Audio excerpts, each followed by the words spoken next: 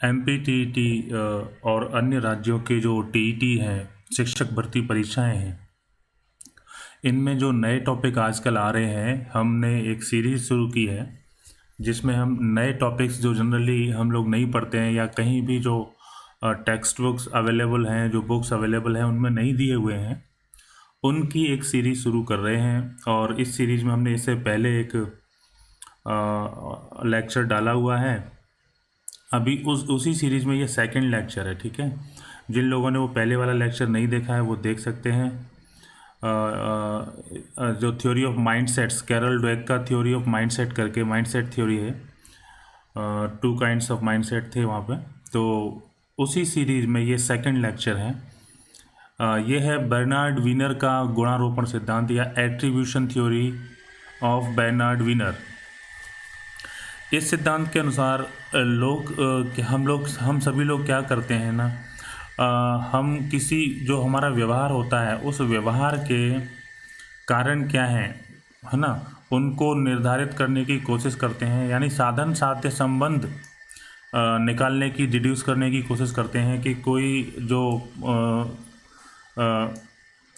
अभी जो परिणाम, जो व्यवहार हुआ है वो उसके कारण क्या है ना, इनको निकालने को ही हम इनका साधन साध्य संबंध कहते हैं। यानी मीन्स एंड रिलेशनशिप ढूंढते हैं हम, किसी भी व्यवहार के क्या कारण हैं उनको हम पता लगाते हैं। एक संभवतः क्या कारण होंगे अनुमान लगाते हैं ना।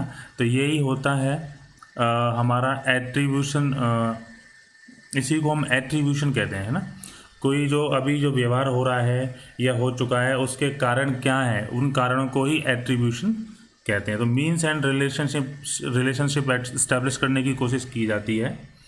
अब एक व्यक्ति है, हीदर का नाम है, उन्होंने, देखिए ये सिद्धांत तो उन्होंने नहीं दिया है, लेकिन इन्होंने 2 बहुत ही महत्वपूर्ण विचार हमारे सामने रखे हुए हैं, है ना। इनमें से ये है, ये पहला है स्वभावगत गुणारोपण। ये इसको बोलते हैं डिस्पोजिशनल एट्रीब्यूशन। स्वभावगत गुणारोपण जिसके आंतरिक कारण होते हैं, इंटरनल कॉज होते हैं, जैसे हमारे जो पर्सनैलिटी है, व्यक्तित्व के जो विशेषक हैं, जो सील गुण हैं, जो ट्रेट्स होते हैं, है ना, उनको यहाँ पर उनका कारण माना जाता है। स्वभावगत जो गुणारोपण में किसी व्यवहार का कारण व्यक्तिगत गुणों को, आंतरिक गुणों को माना जाता है, ठीक है। दूसरा होता है स्थितिजन्य गुणारोपण, है ना, सिचुएशनल, परिस्थितिजन्य गुणारोपण, सिचुएशनल एट्रीब्यूशन, जिनके एक्सटर्नल कॉज होते हैं। ऐसा मतलब माना जाता है कि ये जिनके जब हम किसी व्यवहार का कारण बाहरी कारणों में ढूंढते हैं तो इस स्थिति को बोलते हैं स्थितिजन्य गुणारोपण, सिचुएशनल एट्रीब्यूशन। और जब हम किसी व्यवहार का कारण आंतरिक कारण मानते हैं तो उसको बोला जाता है स्वभावगत गुणारोपण, ठीक है। अब देखिए ये थ्योरी क्या कहती है, बर्नार्ड विनर का जो आपका ये एट्रीब्यूशन थ्योरी है, ये कहती क्या है फाइनली भी। पहली बात तो ये कि ये जो गुणारोपण करते हैं हम, एट्रीब्यूशन करते हैं, व्यवहार का कारण एस्टैब्लिश निर्धारित करते हैं, तो ये 3 चरणों में करते हैं हम, ठीक है। पहला चरण है व्यवहार का अवलोकन किया जाता है, किसी भी व्यवहार का हम अवलोकन करते हैं। और उसके बाद सेकंड स्टेप है कि हम ये निर्धारित करते हैं कि ये व्यवहार जो है ये जानबूझकर डेलिबरेटली किया गया है।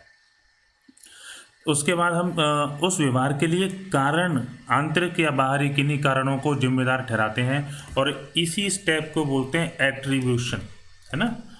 किसी व्यवहार के लिए कुछ, या तो कोई आंतरिक कारण को हम जिम्मेदार ठहराएंगे या किसी बाहरी कारण को जिम्मेदार ठहराते हैं, यही एट्रीब्यूशन कहलाता है। गुणारोपण सिद्धांत मुख्य रूप से अचीवमेंट के बारे में है, उपलब्धि के बारे में है। जब कोई व्यक्ति सफल होता है तो वह सफलता के लिए आंतरिक गुणों को जिम्मेदार ठहराता है। कोई व्यक्ति खुद की सफलता के लिए, जैसे मेरे स्वयं का कौशल था जिसके कारण वही मुझे ये सफलता प्राप्त हुई, ऐसा वो बताता है, ठीक है। जब कोई प्रतिद्वंदी सफल होता है ना, तब वो वही व्यक्ति बाह्य गुणों को, जो बाह्य गुण होते हैं, परिस्थितिजन्य जो उनको श्रेय देते हैं। जैसे वो तो भाग्य के कारण, उसका जो भाग्य था उस वजह से उसे सफलता प्राप्त हुई, उसमें तो योग्यता ही नहीं थी, इस तरीके से, है ना। यानी खुद के लिए हम अपने खुद की क्वालिटीज़, आंतरिक गुणों को, भाई हम तो योग्य व्यक्ति थे तो हमें तो सफल होना ही था, हम तो करने लायक थे, है ना। जबकि दूसरों के लिए हम बाहरी कारणों को, जैसे भाग्य की वजह से उसे सफलता मिल गई, तो इस तरीके से हम एट्रीब्यूशन करते हैं, गुणारोपण करते हैं। इसी प्रकार जब विफलता प्राप्त होती है, ये तो सफलता के केस में था कि सफलता के लिए हम खुद की सफलता के लिए अपने आंतरिक कारणों को जिम्मेदार ठहराते हैं कि हम तो योग्य व्यक्ति हैं पहले से, या हमने मेहनत की है तो हमें तो सफलता प्राप्त होनी ही थी। और जबकि आपका जो प्रतिद्वंदी है कोई सफल होता है यदि, तो उसके लिए हम उसके कौशल को जिम्मेदार न ठहराते हुए, उसके लक, बाई चांस गलती से सफल हो गया, उसमें तो क्षमता तो थी नहीं, इस प्रकार से हम गुणारोपण, एट्रीब्यूशन करते हैं, ठीक है।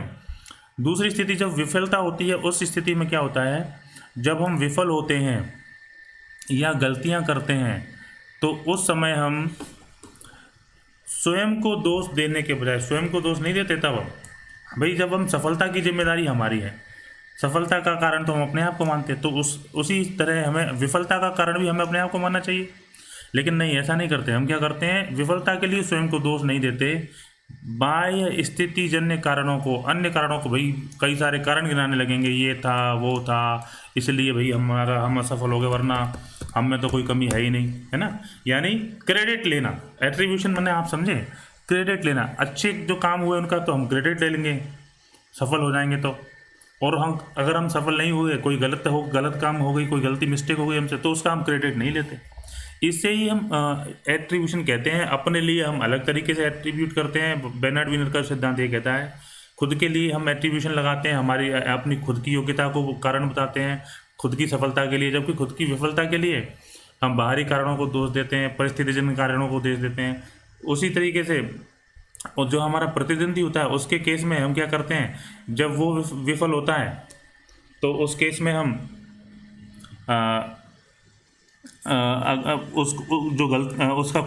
उसके आंतरिक कारणों को बता देते हैं, है ना।